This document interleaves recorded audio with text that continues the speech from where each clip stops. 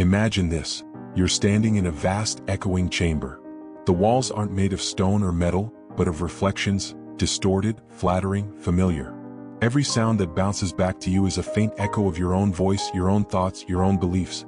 The shadows dancing in the periphery mimic your own movements, amplifying your fears and validating your desires. Here, in this self-constructed sanctuary, everything resonates, everything confirms.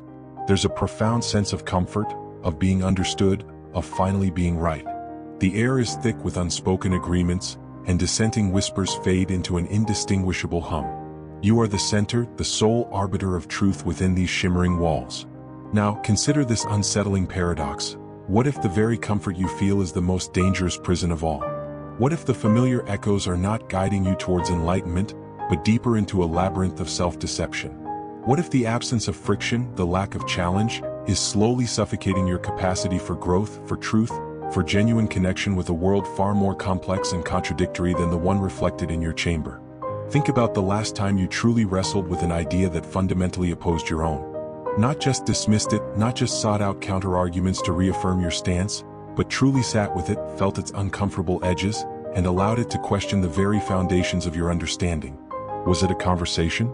Or a carefully curated selection of voices that already sang your tune? Was it an internal struggle, or a swift dismissal fueled by the ingrained need to protect your inner sanctum? We navigate a world brimming with information, yet we often find ourselves cocooned in curated realities. Algorithms learn our preferences with unnerving accuracy, feeding us a steady diet of confirmation. Social circles often solidify around shared viewpoints, creating bonds of belonging built on mutual agreement. Even our own minds possess a remarkable capacity for selective attention, filtering out dissonant information and amplifying what aligns with our pre-existing beliefs. But at what cost does this internal harmony come? What potential insights are lost in the static of unwavering agreement? What vital aspects of ourselves and the world remain unseen, shrouded in the comfortable shadows of our own making? Is it possible that the most profound truths, the keys to unlocking deeper understanding and meaningful change, lie precisely in those uncomfortable corners, those jarring discords that we so diligently avoid? The echo chamber of the self promises solace, but could it be delivering something far more sinister, a gilded cage built on the quicksand of unchallenged assumptions? What if the path to wisdom lies not in the amplification of our own voice, but in the courage to listen to the whispers that dare to contradict it? This self-imposed confinement, this echo chamber of the self, isn't merely a byproduct of social media algorithms or polarized politics. Its roots plunge far deeper, into the very bedrock of our psychology and the ancient philosophical dilemmas of human existence. At its core lies a profound, often unconscious, resistance to what Carl Jung termed the shadow. Not merely our personal flaws or suppressed desires, but anything that doesn't fit neatly into our carefully constructed ego identity. We curate an internal narrative, a self-image that we desperately cling to, and any information, any perspective, that threatens this narrative is instinctively repelled. It's a defense mechanism, a primal urge to maintain psychological coherence, even if that coherence is built on a fragile foundation of denial. Consider Arthur Schopenhauer's insights into the will to live, a blind, irrational force driving all existence. This will, in humans, manifest as a profound attachment to our perceptions, our beliefs, and our version of reality. To admit error, to acknowledge an uncomfortable truth, feels like a diminishment of this will, a chipping away at our very being. It's not just about being wrong, it's about the existential discomfort of having our internal world shaken. This aversion to disconfirmation is amplified by cognitive biases like confirmation bias, where we actively seek out information that supports our existing beliefs, and the backfire effect, where encountering contradictory evidence actually strengthens our original convictions. Our brains, in their efficiency, prefer shortcuts, and nothing is more efficient than sticking to what we already know. Friedrich Nietzsche, in his unflinching critique of human weakness, might argue that this echo chamber is a manifestation of our slave morality, a fear of the difficult, the challenging, the truly liberating. It's easier to live in a world of agreeable echoes than to confront the harsh, often chaotic, truths that demand discomfort and transformation. This isn't just about intellectual laziness, it's a deep-seated aversion to the suffering inherent in growth. Jean-Paul Sartre would highlight our radical freedom and the crushing responsibility that comes with it. To step outside the echo chamber is to confront the terrifying emptiness of unconditioned choice, the realization that our truths, are often self-chosen narratives rather than objective realities. It's easier to pretend our chains are comfortable, to believe our reflections are the world, than to face the dizzying expanse of genuine freedom and the potential for profound uncertainty.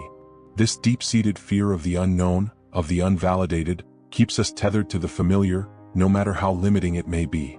The discomfort of growth, the vulnerability of self-questioning, often feels far more threatening than the stifling security of our self-made intellectual prison. This isn't merely an abstract philosophical dilemma. The echo chamber of the self silently yet profoundly shapes our personal realities and the very fabric of society. On an individual level, it manifests as a crippling inability to adapt. When our internal models of the world are never challenged, we become brittle. Life, in its beautiful, messy unpredictability, inevitably presents situations that defy our pre-approved narratives.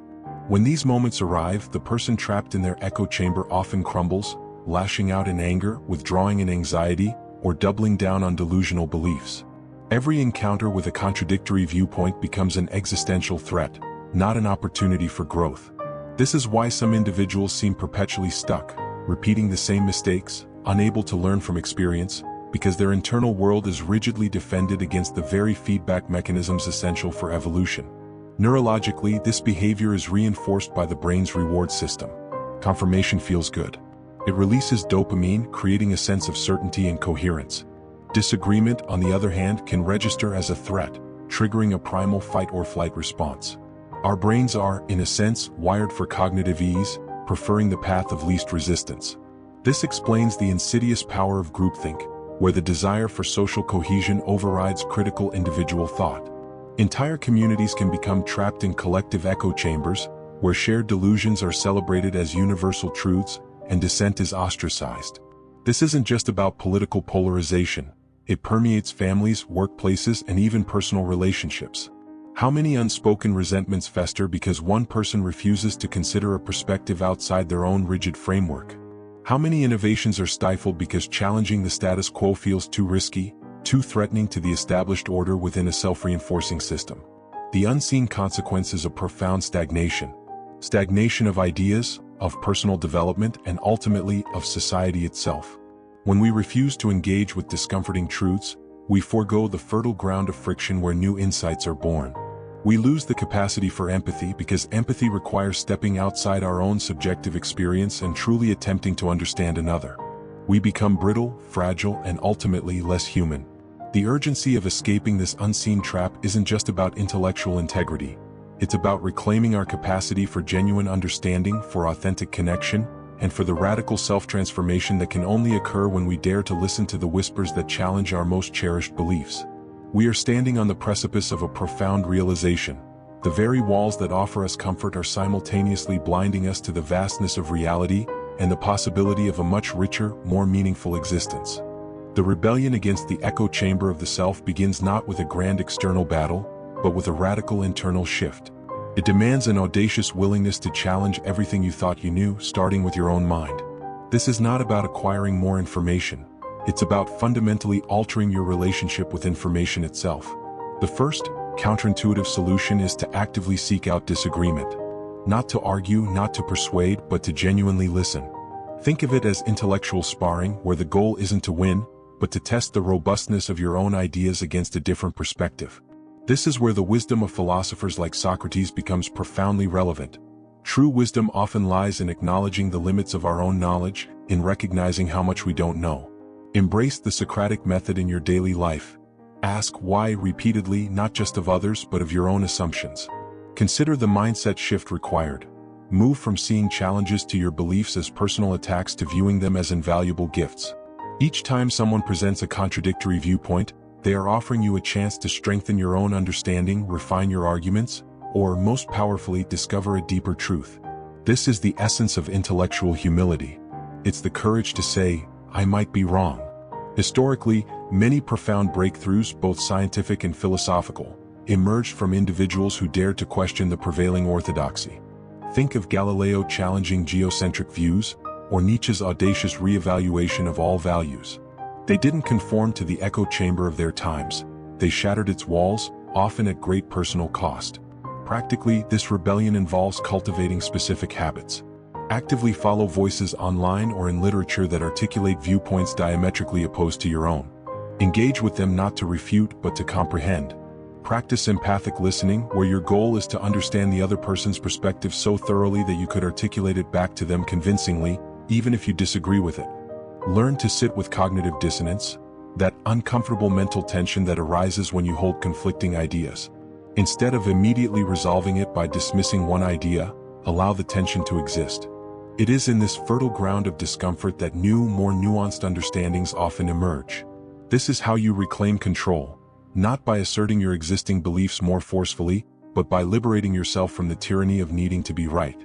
It's a liberation into intellectual agility, into a fluid, adaptive way of thinking. You are no longer merely a reflection in your own chamber. You become a seeker, a curious explorer of the vast, contradictory landscape of reality. This shift empowers you to build a new way of thinking, one that is resilient, open, and perpetually evolving, ready to confront the ultimate truth that awaits beyond the comfortable echoes. The ultimate truth, the most powerful realization awaiting those who dare to shatter the echo chamber of the self, is this: reality is not what you think it is. Reality is what you encounter. It is not a fixed, objective entity waiting to be perfectly mirrored by your beliefs, but a dynamic, ever-unfolding phenomenon that reveals itself most fully when you are open to its disquieting, inconvenient truths. The paradigm shift is profound. Knowledge isn't about collecting confirmed facts within your existing framework. It's about actively seeking the edges of your understanding, the points of friction, the uncomfortable insights that force you to redraw your internal map. Your past struggles, the anxieties over being wrong, the fear of judgment, the stubborn insistence on your own narrative, suddenly become crystal clear. They weren't signs of weakness, but symptoms of being trapped in a self-imposed limitation. The discomfort you felt when confronted with a differing viewpoint was not an attack, but a necessary growing pain, a signal that your internal world was trying to expand beyond its current boundaries. This final insight frees you from the exhausting burden of constantly defending a fragile, limited self. You realize that true strength lies not in unwavering conviction, but in the radical humility to perpetually question, to learn, and to evolve. This realization doesn't lead to relativism or nihilism. It leads to a deeper, more robust engagement with reality. You understand that your perspective, however meticulously crafted, is just one lens, one facet of an infinitely complex jewel. The richness of existence is found in the interplay of these facets, in the grand, cacophonous symphony of diverse experiences and ideas. You become a participant in this symphony, rather than merely the conductor of your own echo. This is the path to genuine wisdom, to true self-transformation. It's not about finding a new, more comfortable echo chamber. It's about dissolving the walls altogether. It's about cultivating a mind that is fluid, resilient, and eternally curious, a mind that embraces the unknown and finds power in uncertainty. You are no longer merely reflecting the world. You are actively engaging with it, shaping it, and being shaped by its raw, unfiltered truth. So step out of the echoes. Seek the discord, embrace the challenge, and allow the vast, unsettling, beautiful truth of reality to redefine not just what you believe, but who you are. What unexpected truths are waiting for you, just beyond the comfort of your own reflections?